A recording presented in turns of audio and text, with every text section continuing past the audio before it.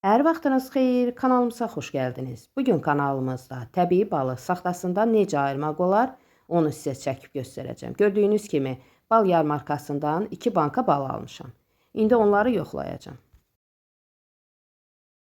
Təbii balın rəngi açıq olur. Yuxarıdan aşağıya doğru bu qaydada tökdükdə qırılma olmur, eyni istiqamətdə süzülür.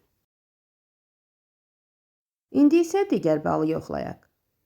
Bu cür yuxarıdan aşağıya doğru balı tökdükdə qırılmalar olur. Gördüyünüz kimi bu bal saxtadır.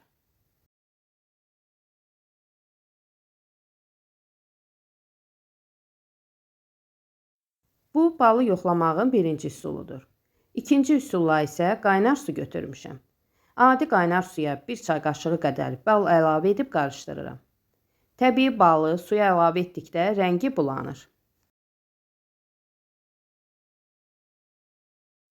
Digər ikinci bankadakı baldan da suya əlavə edib qarışdırıram.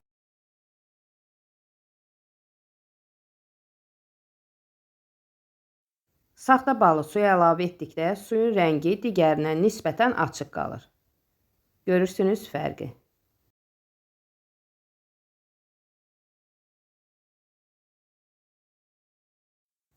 Üçüncü üsulla balı yoxlamaq üçün adi yemək qaşığına biraz əlavə edirəm. Qazın üzərində qaşığı tuturam. Təxminən 2-3 dəqiqə saxlayıram. Bu cür qaynayır. Sonra ocağı söndürürəm. Təbii balın heç bir forması dəyişmir, olduğu kimi qalır. İndi isə digər balı yoxlayacağım. Biraz qaşıqda götürüb, qaşığı qazın üzərinə yerləşdirdim. Qaynadıqca rəngi qaralacaq.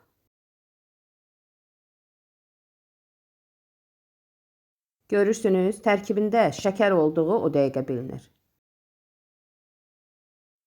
Baxın, təbii bal olduğu kimi qalıbdır. Digər bal isə yanmış şirə oldu. Soyuduqdan sonra isə tamamilə şirni kimi olacaq. Görürsünüz, daş kimi şirə oldu.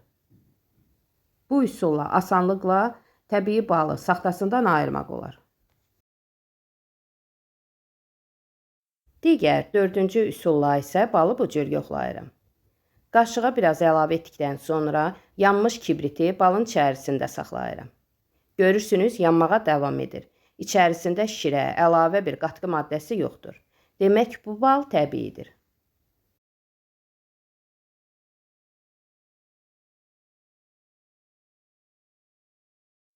İndi isə digərində eyni qaydada yoxlayıram. Gördüyünüz kimi içərisində əlavə qatqı maddəsi şirə olduğundan kibrit söndü. Əgər videom sizlər üçün faydalı oldusa, izləyərkən bəyənməyi, kanalımıza abunə değilsinizsə abunə olmağı unutmayın.